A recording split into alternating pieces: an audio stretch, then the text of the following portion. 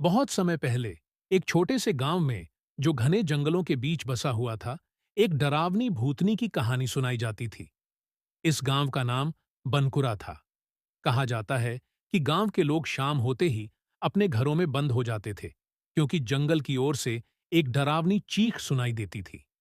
गांव के बुजुर्गों के अनुसार यह भूतनी पहले एक सुंदर और नेक दिल युवती थी, जिसका नाम सुधा था।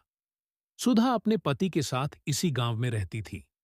एक दिन गांव के कुछ लालची जमींदारों ने उसके पति को झूठे आरोप में फंसा दिया और उसे मार डाला। सुधा ने इंसाफ के लिए बहुत गुहार लगाई, लेकिन किसी ने उसकी मदद नहीं की। दुख और गुस्से में उसने उसी जंगल में जाकर अपनी जान दे दी। उसके बाद से हर अमावस्या की रात जंगल से सुधा की चीखें सुनाई देने लगीं।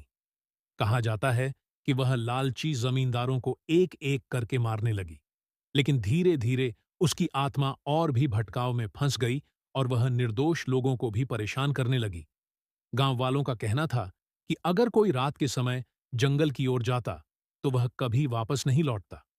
कई लोगों ने बताया कि उन्होंने एक सफेद साड़ी पहने हुए और बिखरे बालों वाली औरत को जंगल में भटकते देखा, जिसकी लाल चमचमाती आंखें थीं।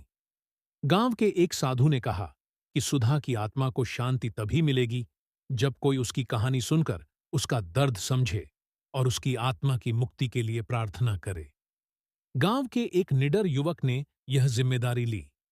वह जंगल में गया, सुधा की आत्मा को उसकी कहानी सुनाई और उसकी आत्मा को शांति देने के लिए पूजा की।